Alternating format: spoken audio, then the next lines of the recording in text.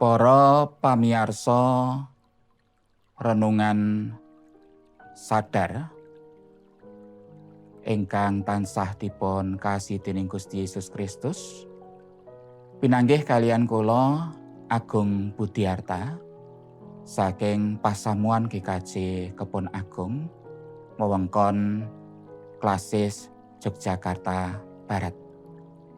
Ing titi wekdal menika kita sami badhe mirengaken renungan sadar wonten ing dinten Ahad utawi Minggu 7 Desember 2020 Minggu Advent kaping kalih.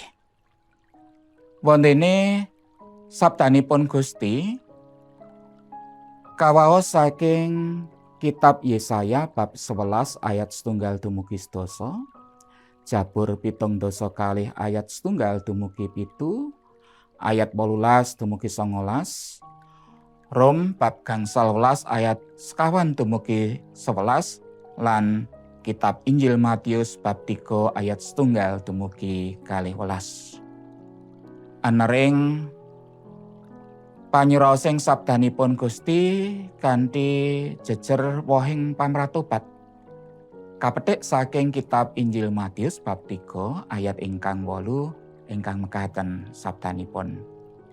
Yen mangkono padha metokno woh kang sembodo marang pamratobat.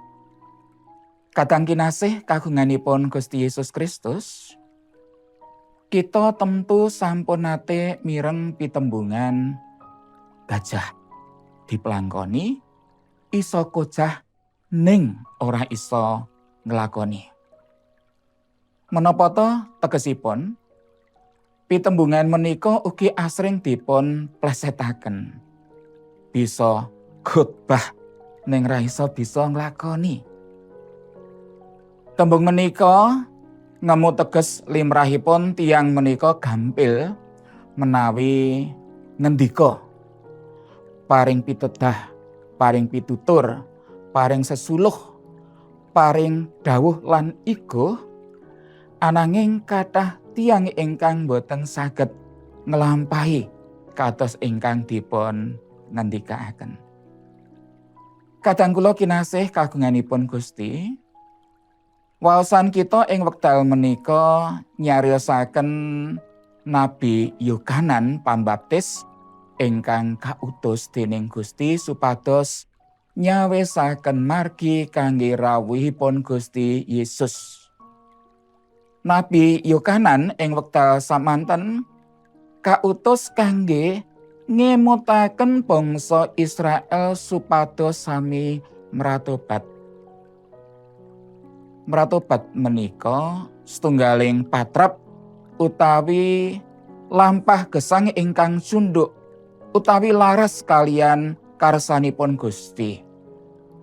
Mratobat menika nilar saking pandamel awon lan blasar dene ing sakmangke gesangipun menika menawi sampun mratobat lajeng gesang ingkang kawujudaken ing saklampahing gesang kanthi sae. Laras cocok kalian menapa ingkang dipun karsakaken dening Gusti. Patrap tata gesang lami ingkang cengkah kalian karsanipun Gusti menika mestinipun kedah dipun tilaraken dene ing sakmangke lumebet wonten ing saklebeting gesang anyar ingkang dados keparengipun Gusti. Kadang kinasih menawi kadang kinasih sami nanem wit pisang ingkang dipun rimati kanthi sae menika mestinipun namung ngedalaken woh ingkang kaping sepisan. Wohipun menika mestinipun sae lan ijo. Mekaten ugi ing saklebeting gesang kita tentu kita saged ngraosaken bilih gesang ing saklebeting pamratobat menika nggih mestinipun namung sepisan to. Boten kok dipun bangsuli makaping-kaping pamratobat menika menawi dipun aturaken wonten kalih pamratobat ingkang sepisanan utawi pamratobat ingkang dasar lan pamratobat ingkang dipun lampahi ing saklebeting gesang padintenan kita karena kita nglampahi lepat utawi dosa. Mila nilar gesang lami menika ingkang kebak dosa lajeng ngrasuk gesang ingkang anyar, pemahan kita menika saged ngasilaken woh ingkang sae ingkang sembodo. Lan saged dados berkah tumraping sesami, ndadosaken menapa asmanipun Pangeran Yahweh Gusti Allah menika kaluhuraken. Mekaten sabdanipun Gusti wonten ing renungan sadar mungkin dadosna berkah kanggenipun kita. Amin. Suawi kita sami ndedonga.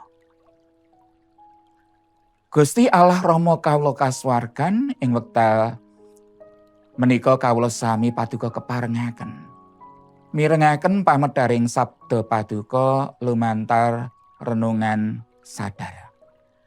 Kawula katuntun dening paduka supados ngemut-emut malih menapa ta ingkang paduka karsakaken ing saklebeting gesang, inggih ing saklebeting gesang pamratobat. Ing satemah lampah gesang kawula menika saged ngedalaken woh-woh ingkang sembodo. Kawula pasrahaken lampahing paladosan kawula ing dinten menika wonten ing asta paduka ing asmanipun Gusti Yesus Kristus. Amin. Mekaten para sederek kinasih renungan sadar, para sederek kasuwun live utawi subscribe lan gedhok tularaken dhateng sanak kadang sederek sanesipun satemah renungan sadar menika sangsaya wuh ngrembaka. Gusti berkahi. Amin.